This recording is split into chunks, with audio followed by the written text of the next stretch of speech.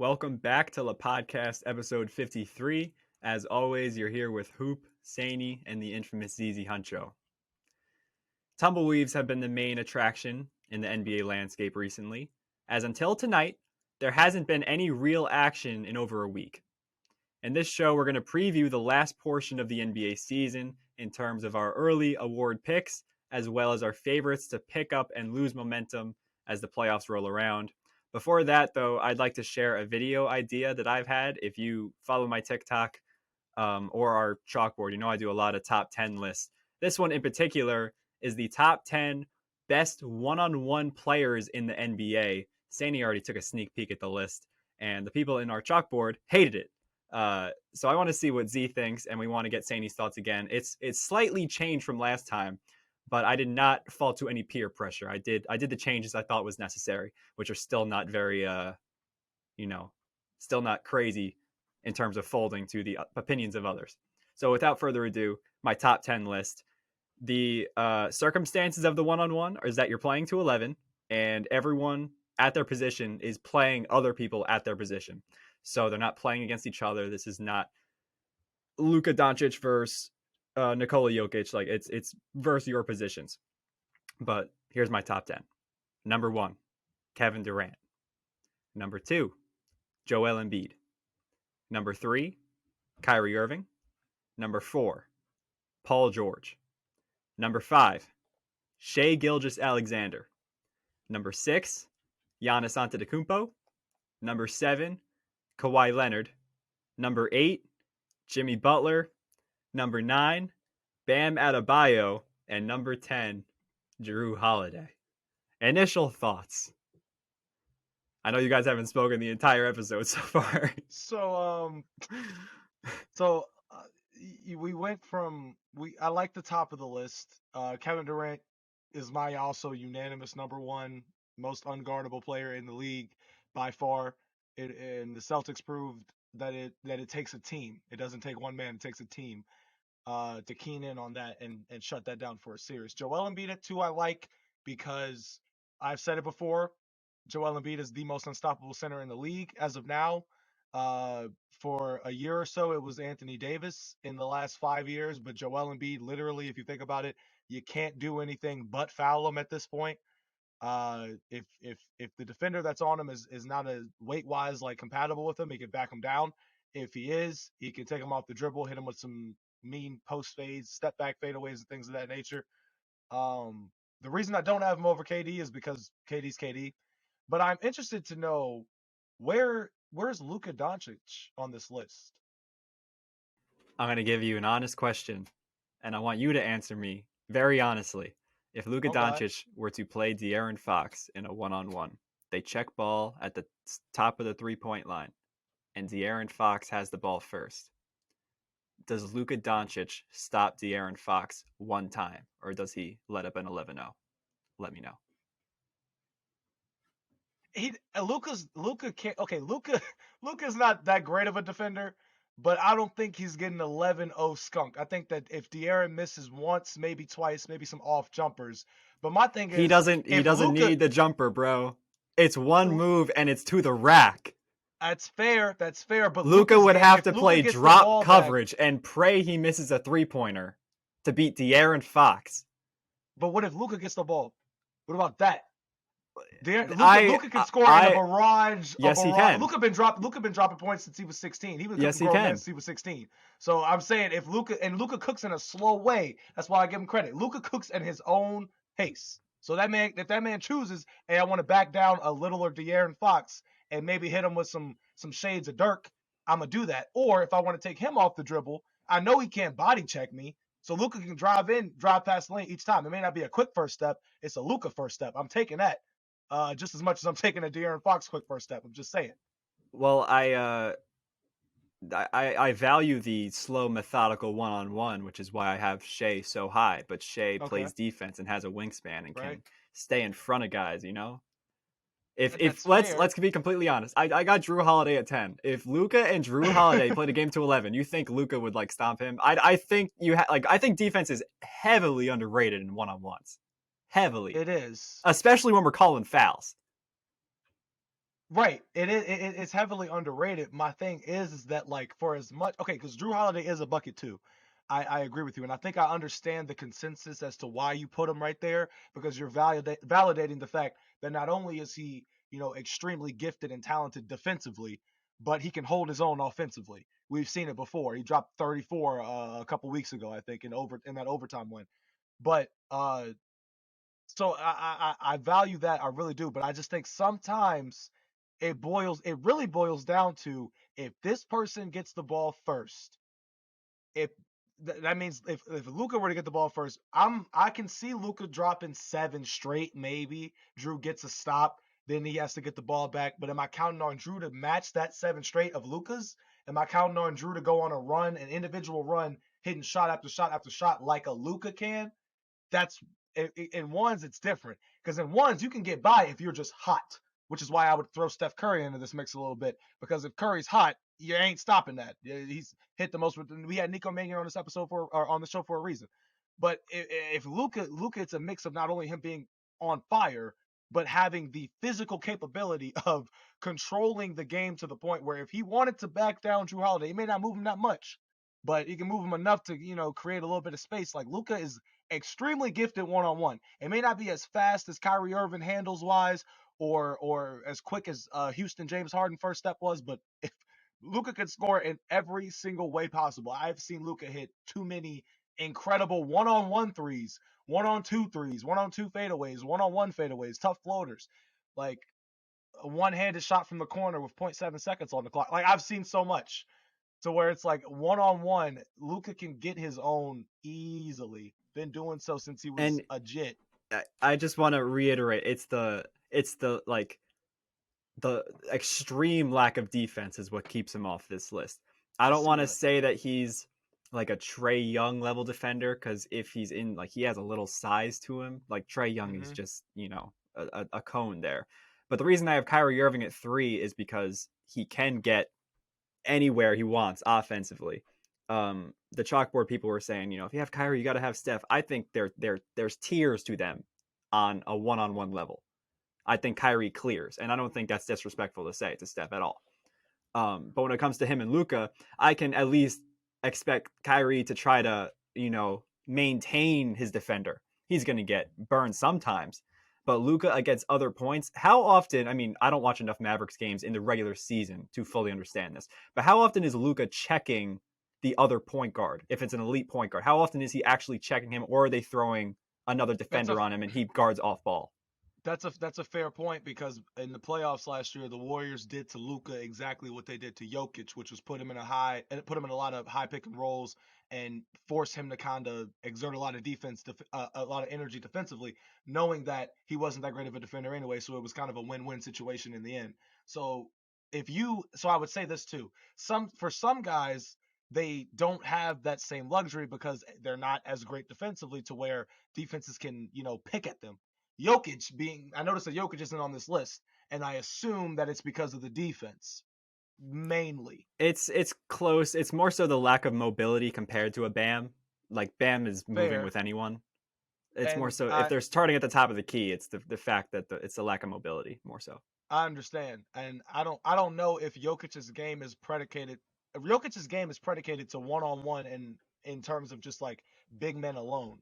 Like if I think of the biggest players in the league, and if I could just say, "Hey, go one-on-one," Joel's gonna win that, but Jokic can Jokic is in that mix because I've seen Jokic's game offensively and how he has destroyed people in the post with that damn it's not even a sky hook. Like Jokic's little hook shot is just it's so beautiful, soft touch. It's Jokic style. Offensively, he's top tier. Yeah. But defensively, I agree with you there. I can't in a one-on-one. You can't really say Jokic is a top defender. You can't even really say it at his position.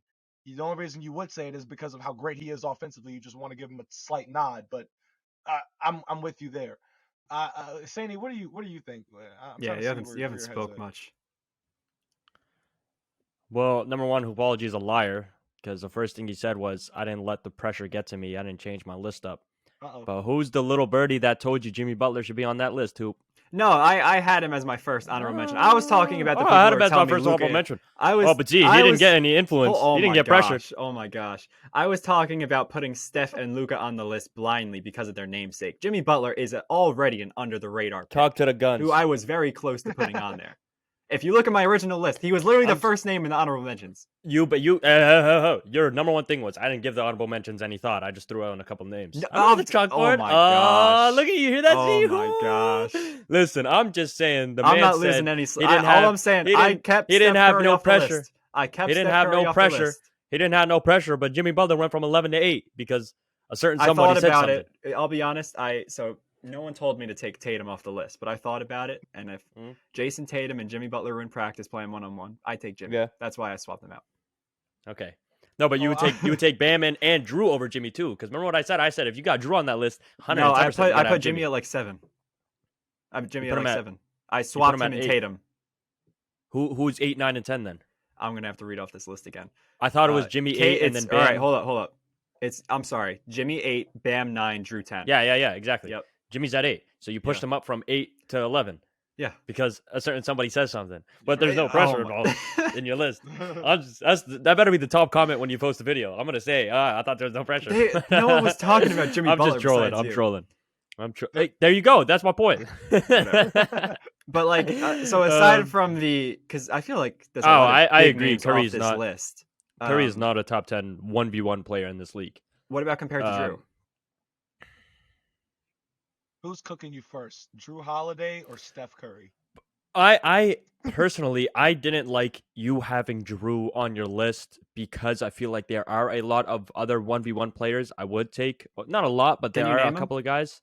Off the top of my head, you'd have to give me a second. But let me finish my point. With Curry, I feel like Drew could clamp up Curry. Curry doesn't have size on him. Curry, I mean, he has the handles, obviously. He can dribble around them, but Drew's known to be one of, if not the best perimeter defender in the league, right? One of the best defenders in general. So, I mean, like, I feel like Drew could definitely give Steph a little bit of a nightmare in a 1v1 setting. Personally, I would take Tatum over Drew in a 1v1. Tatum has the size. Tatum defensively. They're not playing each other. They're playing other people at their position. Yeah, exactly. Either situation, I would take Tatum in a 1v1 setting over Drew Holiday. I would take a dude like you'd have to give me Jaylen Brown. I would take in a 1v1 setting over Drew Holiday. There's a couple DeMar DeRozan. That's a very good one. I would take over. There's if you sit down and think about it, there's a bunch of guys you could take over Drew Holiday. See, you're saying these guys like because I'll be honest, I had DeMar at like 8 before I sent out the original list, and I took him off because I think the small forward position has a lot of good, theoretical based on their size and their length, but they're all sizey and lengthy at that position. So you need an outlier, which is why Drew is like built at the point guard position, which gives him an edge over other point guards. With the small forwards, a lot of them are they're all built. I would take Harden over Drew in a 1v1 current Harden situation. I think even current Harden. I think even I can't knock you for that. I think even current Harden. I understand your point where you want to have like Drew because he's a point guard. It'd be kind of lame if you just had a bunch of small forwards. I get that. But at the end of the day, it's the top 10 1v1 players in the league. You can't knock a guy like DeRozan because he has size. No, we're saying he's still better than Drew over the position, right? Yeah, but I think DeMar DeRozan has proven that he can dominate the small forward position. I mean, look at last year; he was an MVP talks. This year, he's still an all-star. No, he still but here's averages the like thing: 27 if you have Durant and George and Tatum on the list, is he dominating over the position? And Kawhi. That's the thing. I think there's just a lot of that's a good point. That's a good point. That's a good point. That's why I got Bam on the list, to be honest, because the centers are few and far between. I feel like Bam was low key like a scapegoat for the list. Like, he's just like, hey, here you go. Bam is tough though. He played the Knicks. He's got a real mid-range game now. He does. Like, he does. yeah. He's literally like a fucking package-sized Dwight Howard, but with a jump shot. It's so weird. He literally is built like a mini Dwight Howard. Or a mini. Well, he's got the Dwight shoulders. He's not really anything his else. Head. Look at the back of his head. I would take Damian Lillard. I would take Damian Lillard over. That's Drew fair. Holiday. I was gonna say Dame because Dame's the only bag... reason I wouldn't take Curry, there is an argument that Curry's top 10. I think there is an argument that you would take Curry over Drew. I think Drew. I think But Curry's an underrated defender. You know, the more I think about it, I think I would take Curry over Drew. Curry's an underrated he's capable defender. in defense. I'm using the media's perception of Steph Curry's defense, but like from what I've seen, the guy can like he definitely has. He gives effort. Bro always gives effort. No, like he could definitely like he's had moments where like obviously got like for example like the Kyrie shot on him. Like Steph played great defense, right? Like I feel like a lot of his moments defensively just come from better offense rather than terrible defense. So I'll take Curry over Drew. I'm tripping. I take a lot of guys over Drew, bro. I think Drew Holiday is a stretch as a top 10 1v1 player. I don't think Drew is on that level. You said Steph and Dame. Are there any others? Steph, Dame, Harden. At the point guard position. Steph, Dame, Harden, that's 3. Sure. De'Aaron Fox, that's 4.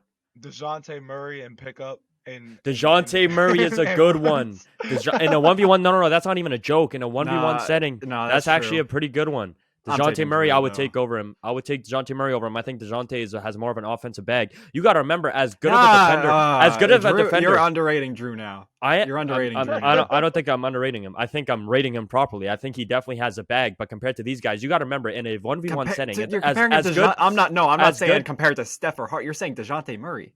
I think DeJounte has an underrated offensive bag. I think DeJounte Murray's a solid player. Drew Holiday's a solid player. No, yes, but listen to this. I think defensively, is DeJounte not a 2 guard as well? Or we kind of he played the 2 guard? He's only a 2 guard because he's on the Hawks. Like he was a point guard his whole career. This is very controversial. I think Drew. There's an argument. I think there's an argument. I think it's true that Drew is a top 10 1v1 player in the point guard position. I don't think it's true for the league, bro. The league is a big, because even if you want to say no to DeJounte, you got to make a case for Drew over Curry, Fox, Lillard, and Harden. I don't think there's a case for him over any of those guys. I think he's right under those guys. You want to say he's over Murray? Fair enough. I haven't watched a lot of Murray this season. I'm basing this off of Spurs Murray, if I'm being honest. I don't really like watching Hawks basketball. But I think Fox, I think Lillard, Curry, Harden, and I haven't even looked at like the point guards, and like that's just off my head. And those are 4 point guards. Like, if we want to talk top 10 NBA players 1v1, like, there's a lot of guys that you left off that list that 100% deserve a spot over Drew. Main one being Tatum. I think Tatum instantly gets on that list over Drew. Yeah. I think you replacing Butler with Tatum and then not pushing Tatum down, that needs... Going against the current. You know what I mean? Yeah, you're just like... myself. I understand your Drew take. I'm not going to say I don't understand it. And at the end of the day, these NBA players, they're so like top tier talent that we could have like TJ Warren end up on this list somehow if we were to do like a tournament and judge this. Like, you know what I'm saying? Like, it's the NBA. But from what I've seen, I would take a lot of guys over Drew. Yeah, other guy, I mean, we're going to move on to some actual NBA talk, but other guys I had in consideration were Anthony Edwards, maybe not yet, but when he gets more polished, he has had a very underrated jump this season, but he's built to be a great defender, like 2-way player. I think he'd be a great 1-on-1 player, as well as Devin Booker and Donovan Mitchell. I think they fall under the radar. Donovan Mitchell is a really good one. Yeah, I mean, offensively, no one's stopping him. I don't know who's gonna check though. Like that, a lot of people are just gonna shoot over him. But Dylan Brooks. Man. I'm saying, bro, if there was any wild card in a 1v1 tournament and Dylan Brooks just happens to pop up on the court, he's looking for actual ones. Like, he's not looking to play basketball. He's looking to they're gonna be like, bring him out. All right, we got real talk though. People don't want to hear this. Dylan Brooks is like in the upper half of 1-on-1 players in the NBA. You know who I put over Bam? No one wants to say that. You know who I put over Bam? Who? Pascal Siakam. I would put Siakam in a 1v1 setting over Bam. See, the thing with Bam is I like his efficiency. It's always been good since he walked into the league, and it's steadily gotten better. My only issue is come playoff time, which I don't know if this necessarily is taken into account when we're talking about this in this sense, but like playoff time, I've seen him be kind of shaky. Nah, bro, that's just like a open gym. Like there's no playoff atmosphere. Hey, no, okay, fair. So I'm gonna say Bam then. The efficiency's there. He's shooting like over 53%. I don't even care about the efficiency. I'm just basing it off what I saw. You gotta put it. You gotta factor in the efficiency. There's a reason that Kevin Durant's number 1. He's shooting. That's not entirely true because I'd have Jokic on this list if we're talking purely offense.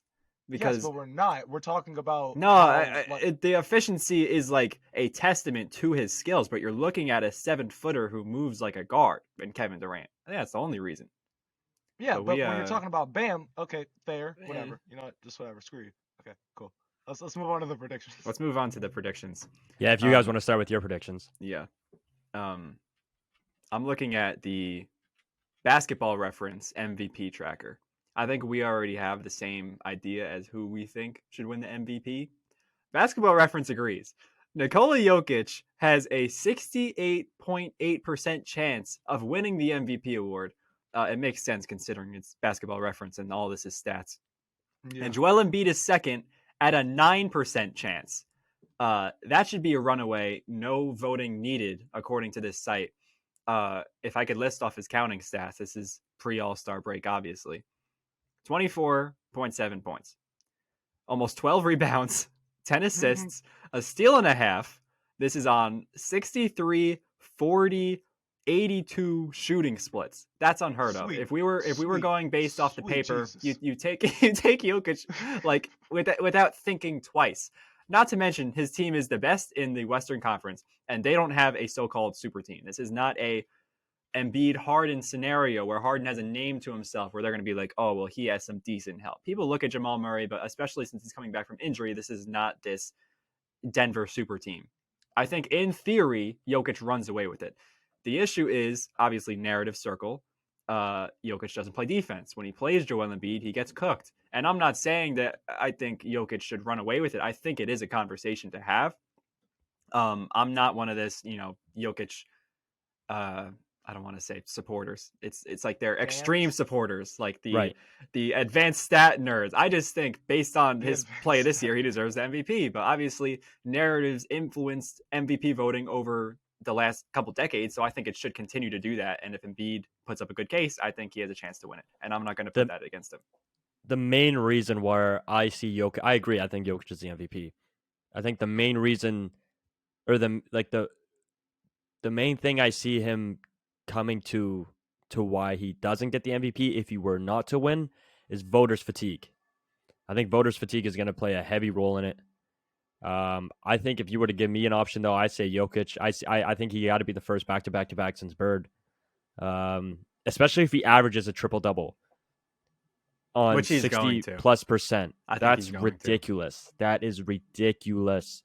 MVP isn't really one that I feel like we're gonna have a lot of arguing with. I don't know if Z has a different opinion, but I just wanted to put up. Sorry, I just want to say one thing. Sainey said the reason they wouldn't give it to him is voters fatigue. I think it could come down to his matchups with Embiid. They play each other once more, and if Embiid wipes the floor with Jokic and Jokic still wins the MVP, there's going to be a riot. I think because who's voting? Isn't it like actual media members like Stephen A. Smith? Does he not have a vote? Yeah, they have a vote. He's voting Joel Embiid. If Embiid wipes the floor with Jokic, I don't care what kind of stats or seeding he has, and I don't think it's necessarily true. I don't think it should happen, but I think a lot of people are going to vote Embiid. Their seeding isn't that far apart, to be honest. So, no, but the one seed but they're talking about the lack of help compared to Philly. Well, here's my thing. How about people are going to look at? I'm just talking about the narratives that have circled before. People are throwing out the Joel narrative only because that rivalry in and of itself is a thing. Are you either a Jokic guy or a Joel guy? But in my opinion, I think Jokic is on pace to win his third straight MVP. But if there was any guy that could just walk right in and knock him off the path, it's Giannis. It's not Joel. It's Giannis. I agree with that. The Bucks are on a 12-game winning streak. Giannis has been open since the league started again. Since the season started, he's been averaging 31 a game, 31.6, I think, something like that. 12 rebounds.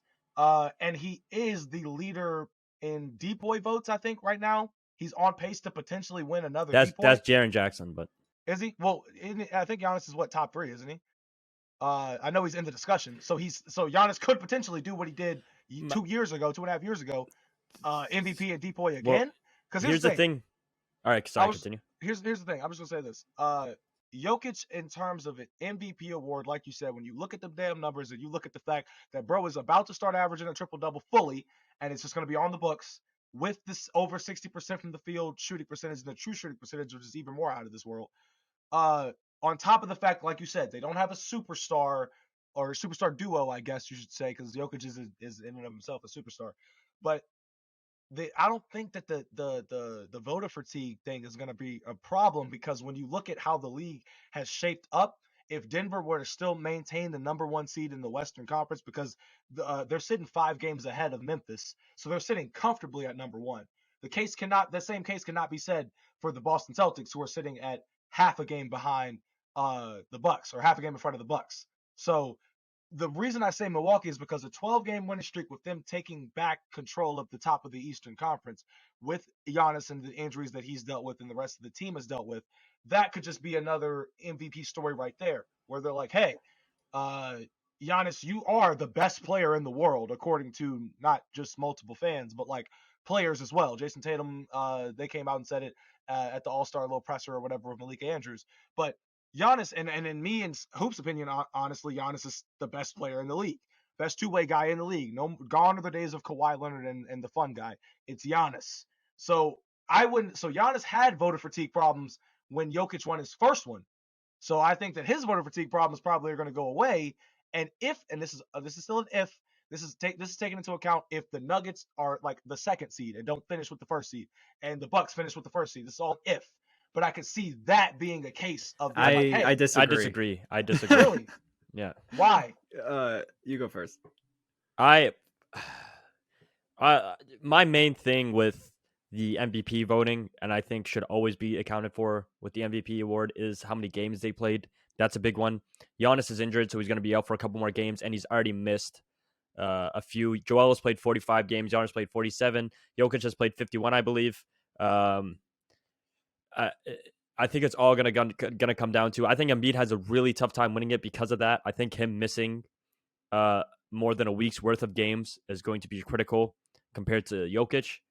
I mean, DeMar DeRozan said it best: if you're the MVP, you have to play at least 78 games a season, at least. And I agree with that. That was a fair statement. I agree with that. I don't think I think if these guys miss more than 6-7 games or whatever, it's like, and you're still top of your conference, like that's a large, especially in this league where like that can literally dictate if you get home court advantage in the playoffs, or if you miss the playoffs entirely.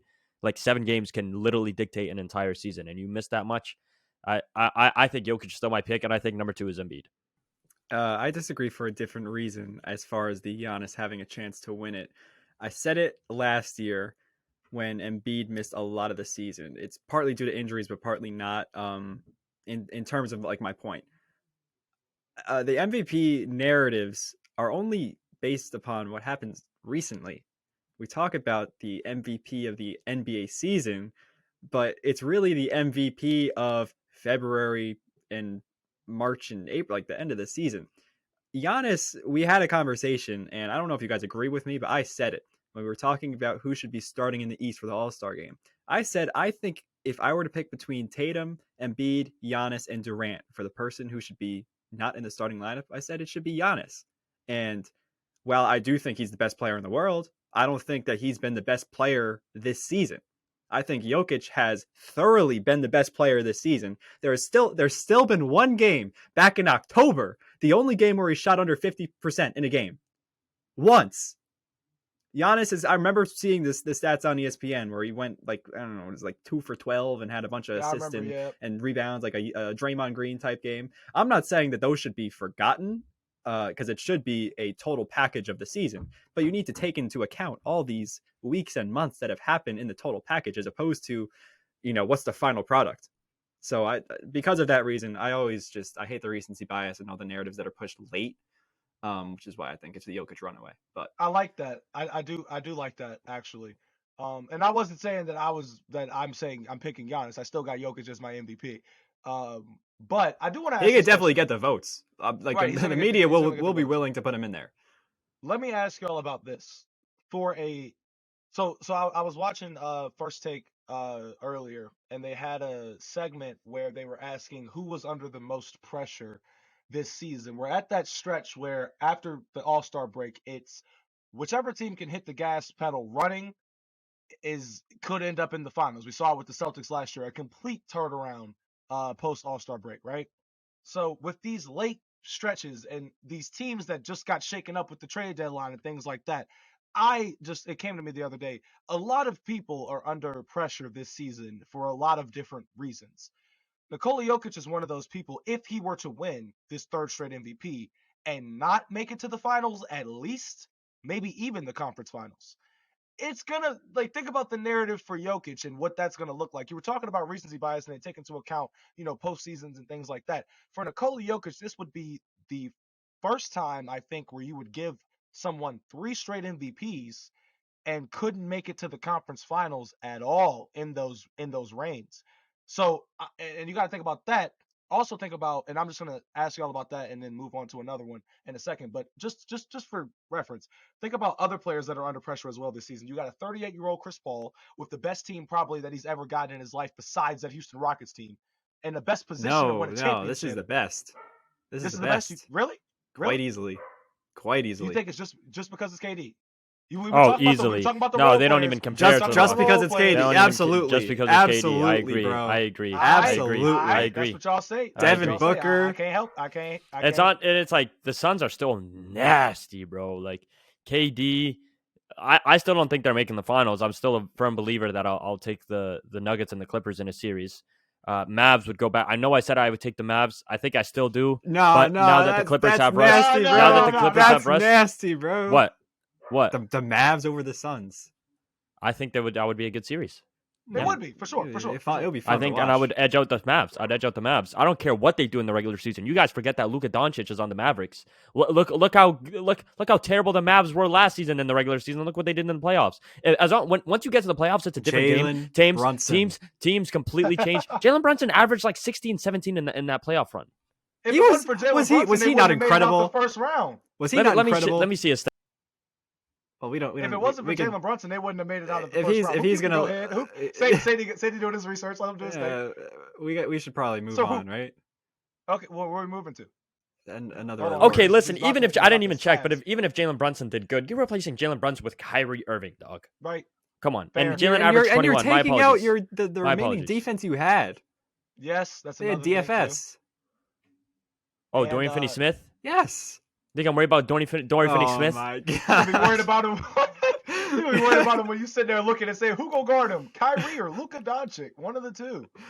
Hey, they got Markieff Morris. They got Markieff Morris. They got one of the Morris toys today. Hey, sign No, Melo, Josh bro. Green has also turned up. I don't know if you guys have been watching. Yeah. Josh Green has been really good. He like finally broke into his own this season for the Mavs. I hope he continues for real. I really. No, do, he's nice. But we should move on from this MVP talk. Can we get into your hot take? Yeah. So let's go into the next one. Most improved player. I'm not saying this as an Oklahoma fan. I promise I'm not. I have really solid reasoning behind this. But I don't think Lauri Markkanen is the most improved player this season. I believe the most improved player is Shai Gilgeous-Alexander. And I'll tell you why. When you think of the term most improved, you're talking about a player who improves on his game, improved on what he had to the season prior, right? Lauri Markkanen last season was on a Cleveland team. I don't even know what option he was. The 7th, 8th option. They did not care about bro whatsoever. He was getting much less minutes, much less touches, much less of basically everything, correct? You give Lauri a chance on the Utah Jazz, and I do believe if it's not for Shai, it's Lauri. Like, Lauri has 100% improved his game, 110%. But if you go look at his stats, not only has his main stats like points, rebounds, assists, the main ones we look at, they've obviously went up. But his minutes have significantly went up. His touches has significantly went up.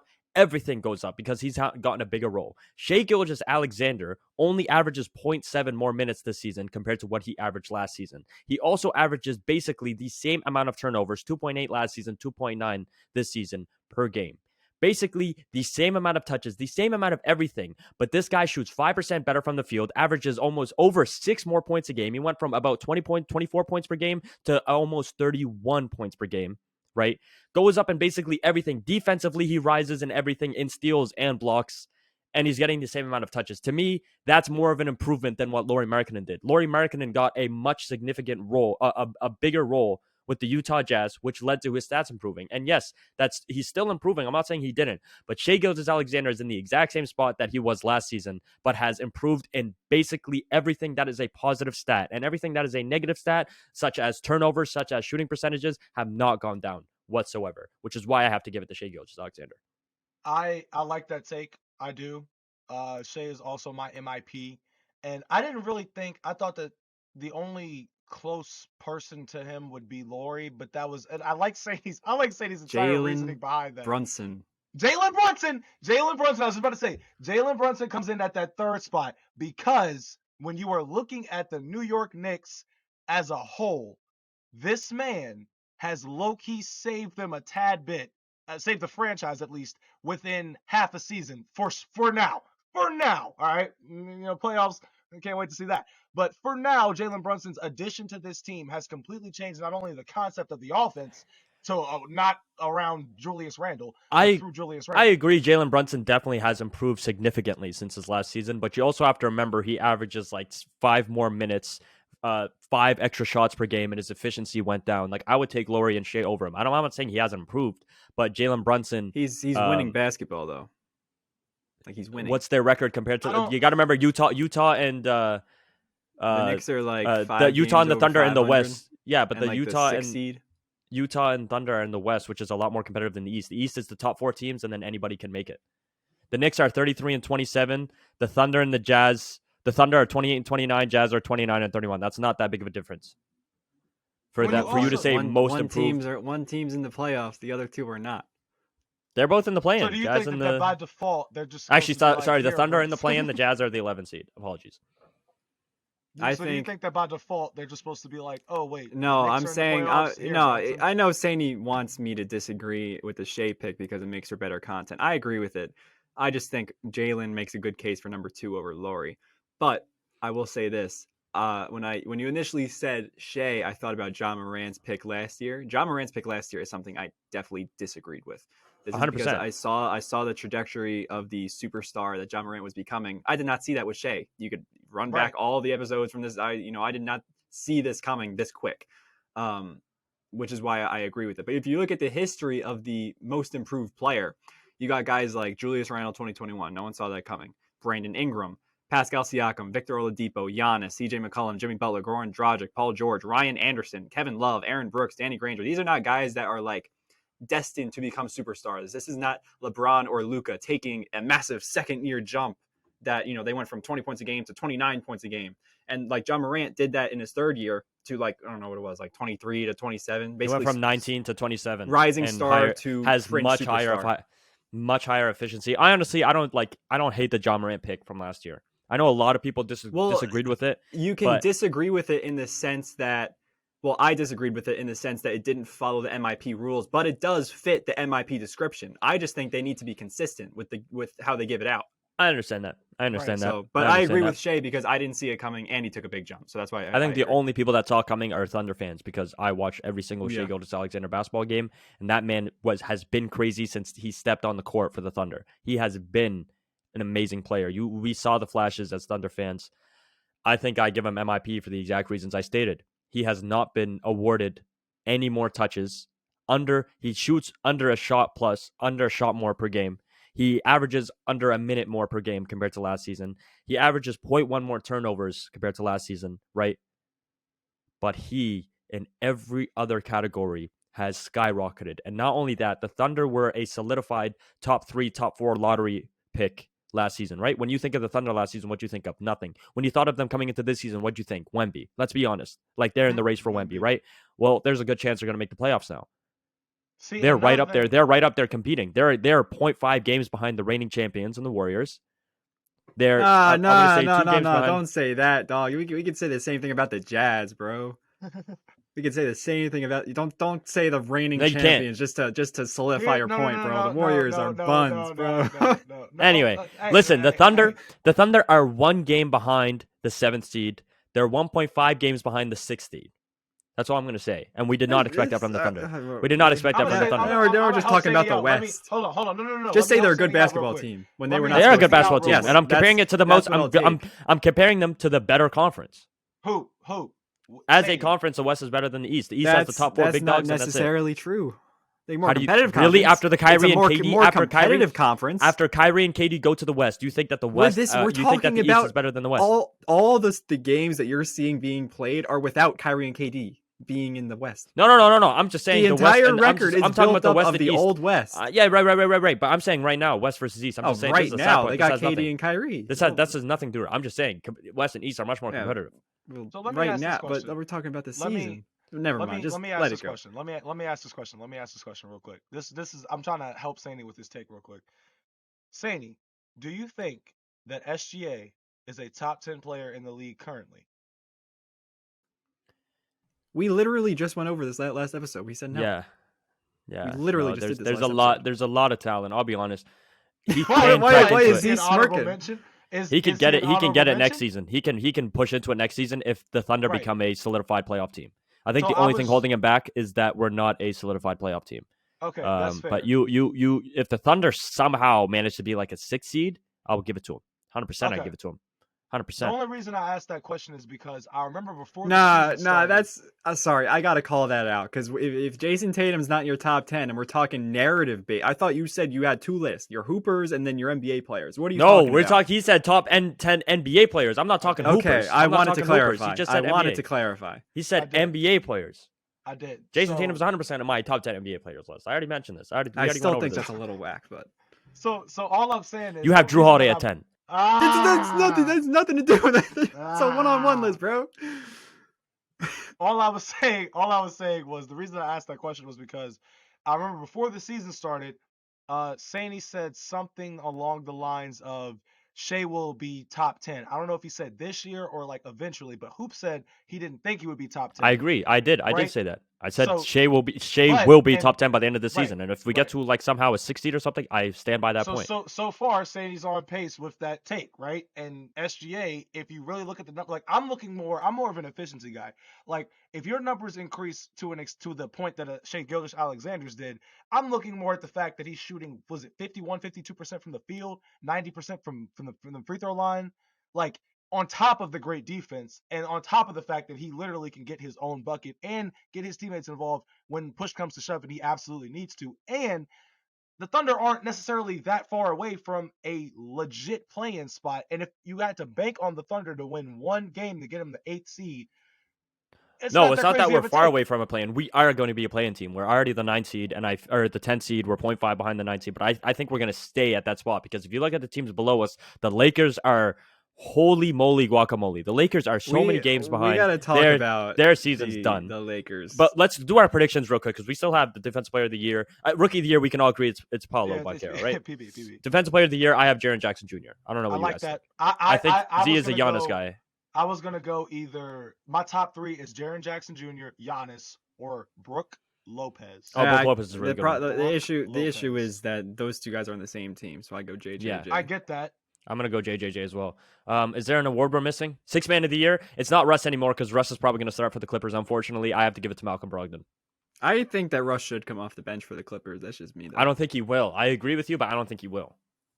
Yeah, hell no. Because Bones Highland is not whatsoever a true point, and they don't have any other. No, I was talking Terrence Mann, but what's his name has been balling in Boston. Malcolm Brogdon. Yeah.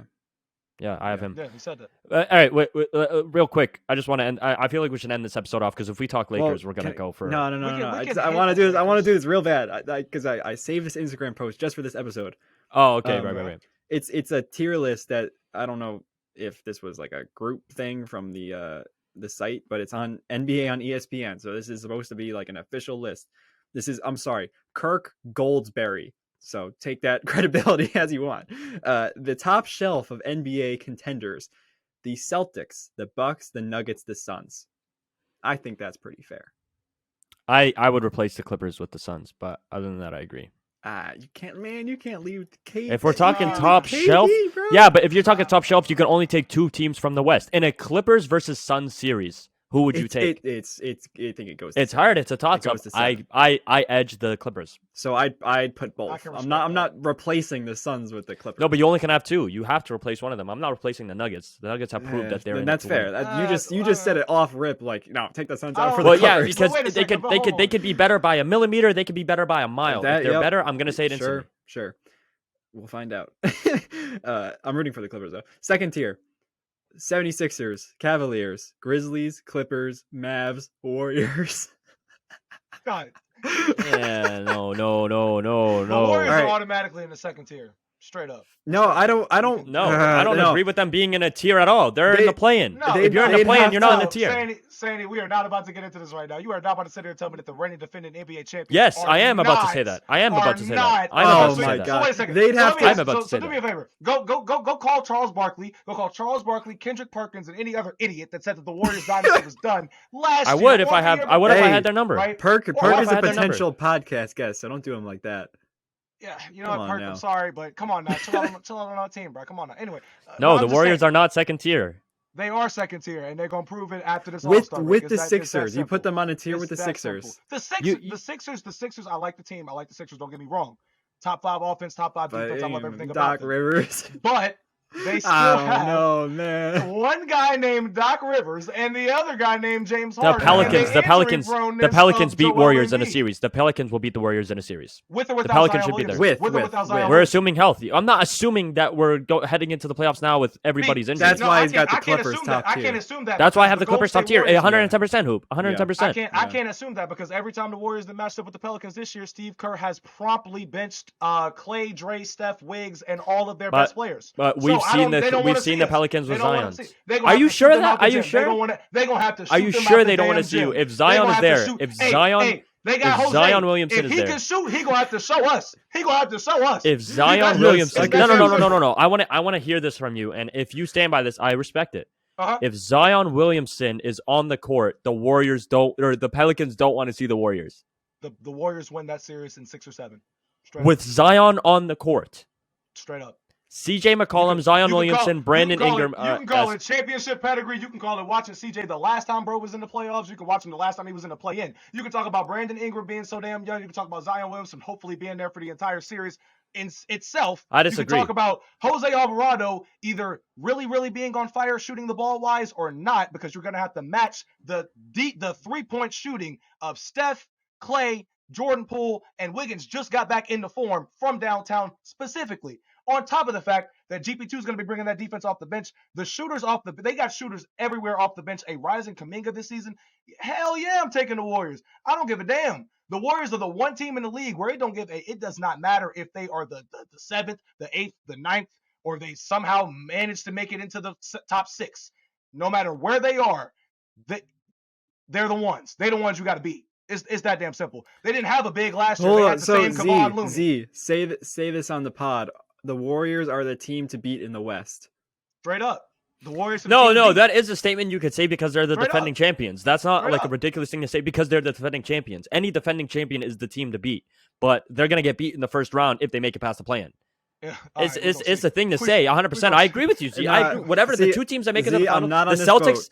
The Celtics are the team to beat in the West. No. The Celtics are the team to beat in the East. The Warriors are the team to beat in the West. Hypothetically, if the Warriors, listen to me. Just listen. Hypothetically, if the Warriors go to the play-in, let's say they stay at their seeding, right? Because they still don't have Steph for a couple of games, right?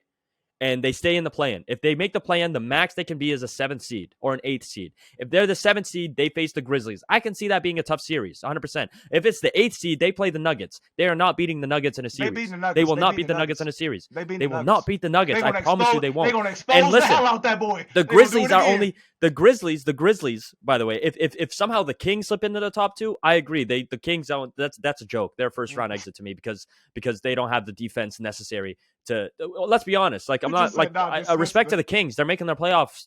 They make the playoffs for the first time in 25 years, for God's sake.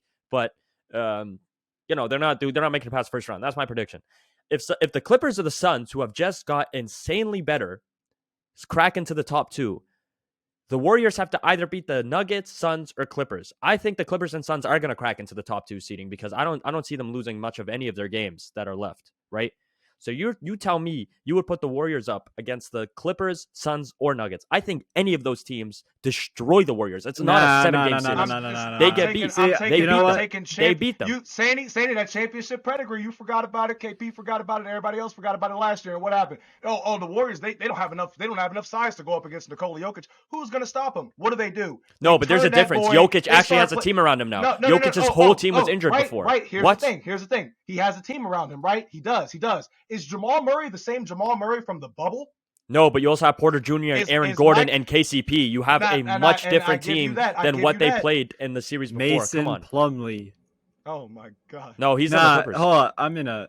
Oh, I'm sorry. Wait. Yeah, what? Who is there? No, Thomas Bryant. My fault. Thomas Bryant. My fault. Oh, they have a backup center now too. No, yeah, that's what I meant. Trade deadline's got me messed Thomas up. Bryant, that's cute, but what is he gonna do? Some more better than pick and rolls DeAndre and Jordan. alley-oops? It's better than DeAndre Jordan. Let's 100%. move That's on. actually very true. That's very true. So I actually agree with the Warriors in the second tier. If the Mavericks are in there, I think the Warriors should be in there as well. Right. They can hold. The Mavericks their are own only if in there healthy. because of Kyrie Irving.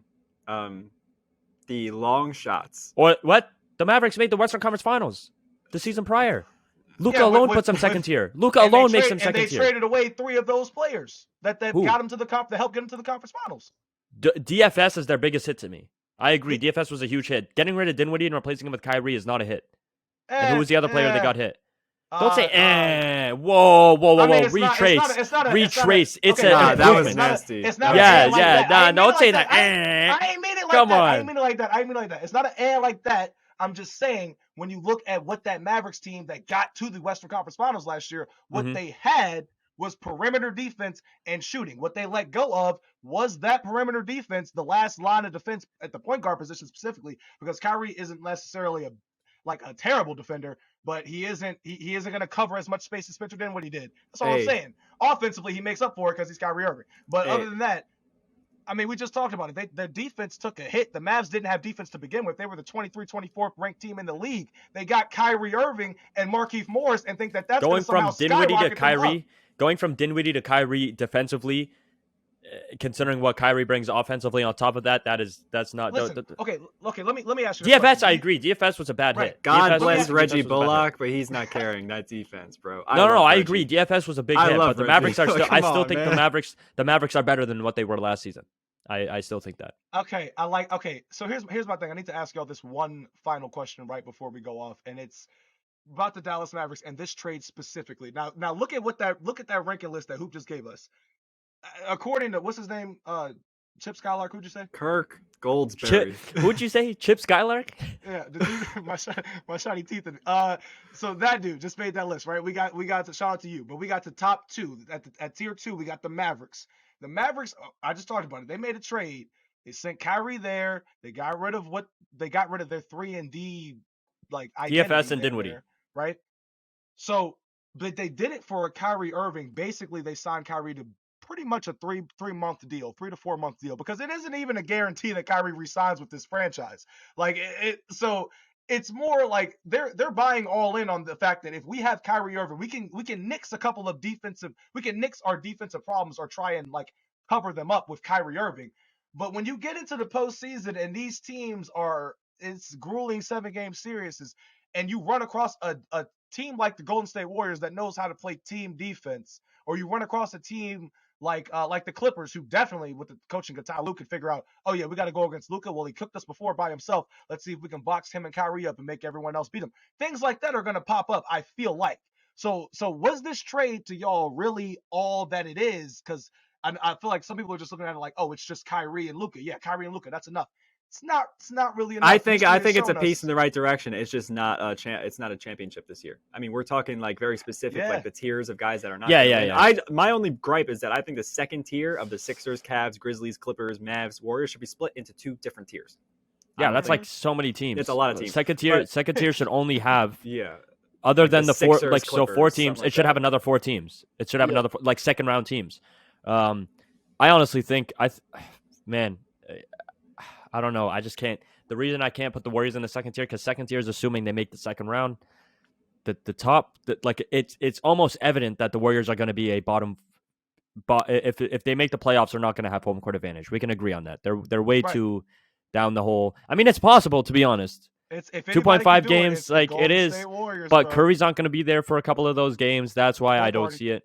So I think they make the playoffs. I agree the Warriors make the playoffs, though.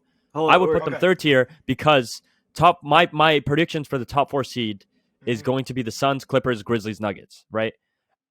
Grizzlies are the only ones I'll give them. I give the Warriors the dub to. Okay. But I think we should end the episode off. Hold on, we're pushing 55 minutes. I just want to go through these last couple teams. They say the long shots are the Kings and the Heat. I think it makes sense in that the Kings are a great offense with a bad defense. The Heat are a great defense with a bad offense. If they get hot, either way, I think it's tougher to get good defensively, but the Heat can definitely be a long shot for sure. Yeah, and the Heat in the playoffs, like we've seen them. And of course, of course, this is an ESPN page posting this. This is the last one, the longest shot.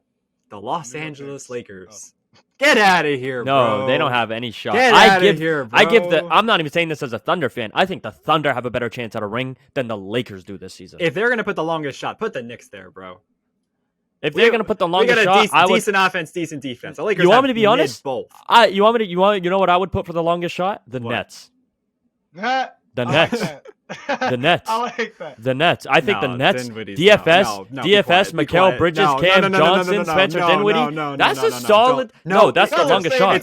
Longest shot. It's longest shot. The Lakers are longest shot. Did I say they're winning the ring? Be quiet. Be quiet. Are they? Are they? Are they though? Are they though? Like the Nets offense with the Nets runs exclusively through Spencer Dinwiddie. I know Mikal Bridges got hot, but Dinwiddie thinks he's him in Brooklyn. So y'all don't understand, bro. I mean, he's had 28. He's averaging good numbers in Brooklyn, bro. The Lakers have the longest shot by far, but it's not because the Lakers are gonna somehow, some way become the favorites. It's all a part of the script, ladies and gentlemen. Yeah, I could see that. If LeBron James wins this ring, I could see that, bro. That's so true. Undisputed GOAT. Imagine. That's so true. That's so true. ESPN is setting us up for a LeBron James 5th ring right now. I think they're setting us up. No, I think they're setting us up for a Lakers Warriors playing game. I think that's what's gonna happen. Again, that'd be kind of crazy. I think that's gonna happen. They're gonna run it back, but I will take the Warriors in that game, bro. I would take the Warriors in that game. LeBron's gonna go out there and drop 70, but I'm still taking the Warriors. We should end off though. We're running late. Thank you so much for listening to episode 53. This was a fun one. We'll see you guys for 54 when we actually get to watch some NBA games because it's been too long. The All-Star game is hell. Nobody likes it. We didn't get a break. We got game clears. We got tortured. But thanks again for listening. We'll see you guys later. Peace.